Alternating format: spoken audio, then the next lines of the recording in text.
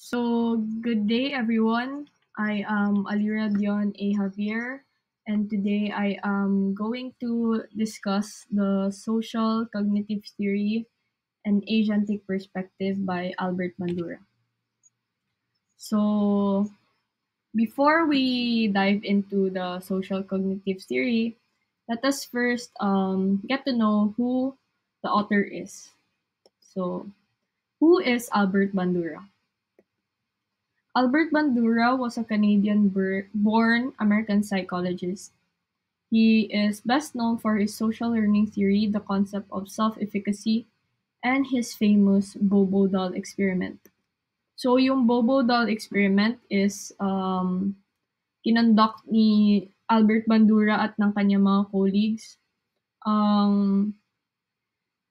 This experiment was made to prove that children can learn through observation and later imitating the same behaviors with a combination of environmental and cognitive processes. Um, sa experiment na to, ang nangyari, may group of kids in one room, and then um, pina yung mga sila bandura, pinapa nag nagpa-play sila ng video wherein may isang adult na parang ginugulpi niya yung doll. Now, after nung pinanood nila Bandura sa mga bata yung video na yon, isa-isa nilang nilagay yung mga bata sa room which may doll doon, yung doll na parehong doll kung na nasa video. Tapos tiningnan nila kung anong gagawin ng bata doon sa doll na yun. So, ang findings nila is sinunod nila yung kung ano yung actions na ginawa nung nag-demonstrate, ginulpi din nila yung doll. Okay. Next is Albert Bandura pursued a bachelor's degree at the University of British Columbia. He graduated in 1949 and later earned his master's degree and doctorate in clinical psychology from the University of Iowa in 1951 and 1952 respectively. Albert Bandura's contributions to the field of psychology earned him numerous awards, including the American Psychology Association Award for Outstanding Lifetime Contribution to Psychology. In 2016, he received the National Medal of Science. Until his death on July 26, 2021, he was a professor emeritus at Stanford University and was widely regarded as one of the most influential psychologists in history.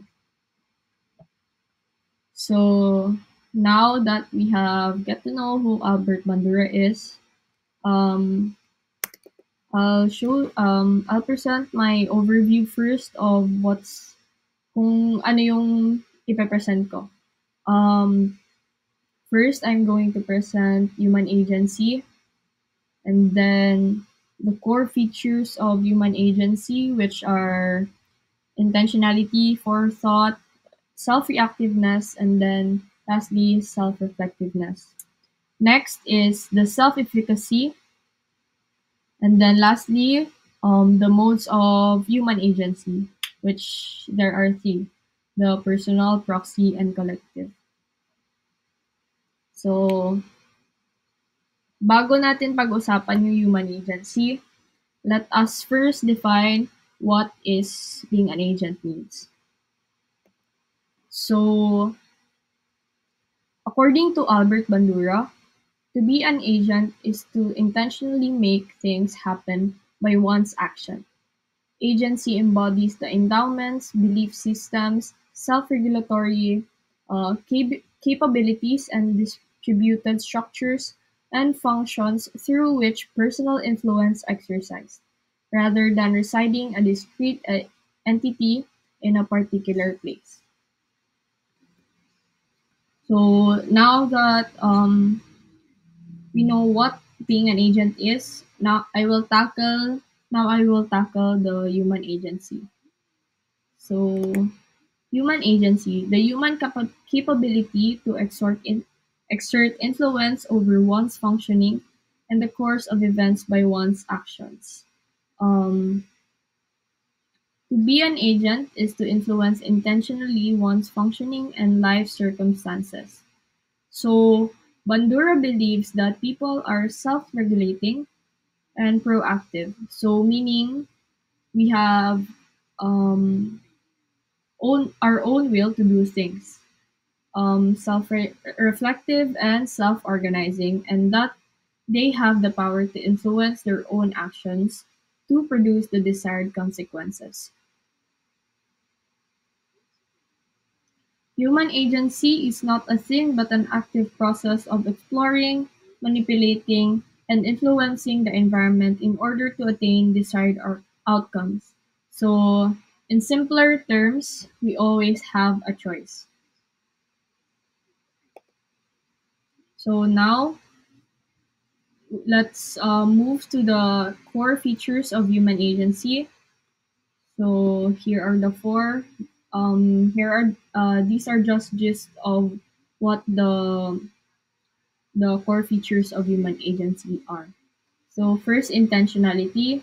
It includes action plans and strategies for realizing them. Next is forethought, which is setting goals and anticipating future events. Um, Next is self-reactiveness. It's where you motivate and regulate your actions. Tapos, lastly, self self-reflectiveness, which is through self-awareness, they can reflect on their personal efficacy, the soundness of their thoughts and actions, the meaning of their pursuits, and if needed, change existing course of life course patterns. So, yung unang core feature ng human agency is ang intentionality. So, intentionality refers to acts a person perform intentionally.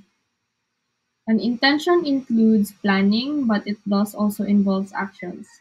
It is not simply an expectation or prediction of future actions, but a proactive commitment to bringing them about. Intentionality does not mean that all of a person's plans will be brought to fruition. People continually change their plans as they became aware of the consequences of their actions. So, 'di ba in life, hindi talaga nawawala yung mga plano natin for the future. Kasi for me, if wala kang plano sa future mo, ah, yung wala kang direction na mapupuntahan, meaning, ayun, wala kang dreams and life. So, we yeah, we have dreams and lives and intentions in life, and those intentions and goals we know we can achieve. And how can we achieve them? Of course, by planning what behaviors we can do in order to uh, get those dreams or intentions. Now, um, the course of planning or yung pag-iisip mo kung ano yung magagawa mo para makuha yung intention na yun is called the forethought. Um, the forethought is to anticipate likely outcomes of their actions and to select behavior that will produce desired outcomes and avoid undesirable ones. People set goals for themselves and foresee likely outcomes of prospective actions to guide and motivate their efforts anticipatory. When projected over long-term course of matters of values, a forethought perspective provides direction, coherence, and means to one's life. Next is I mean Um, an example of forethought is yung intention mo in life or yung goal mo in life is maging doktor. So, in order to achieve your intention of being a doctor, you have to think of what behaviors or anong magagawa mo to achieve that intention or goal. So, again, that process of thinking what you're gonna do to reach that intention is the forethought. Forethought enables people to break free from constraints of their environment. If behavior were completely a function of the environment, then behavior would be more variable and less consistent because we would constantly be reacting to the great diversity of environmental stimuli.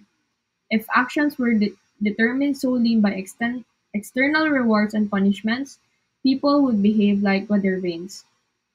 But people do not behave like weather vanes, constantly shifting direction to conform to whatever influence happened to impinge upon them at the moment.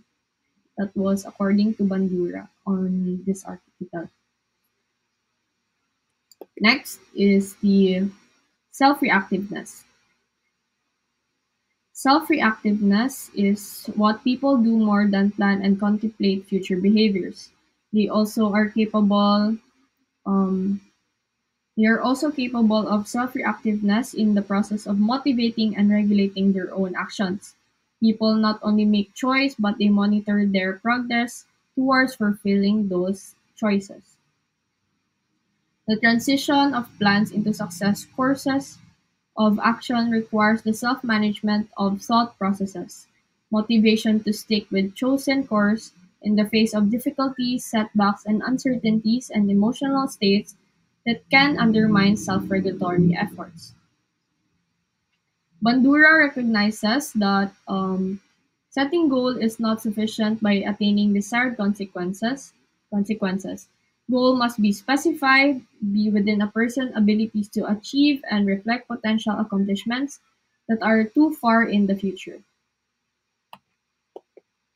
Yan. So, self-reactiveness, you have to um, plan and see what motivates you in achieving your intention. You regulate your actions, ganun.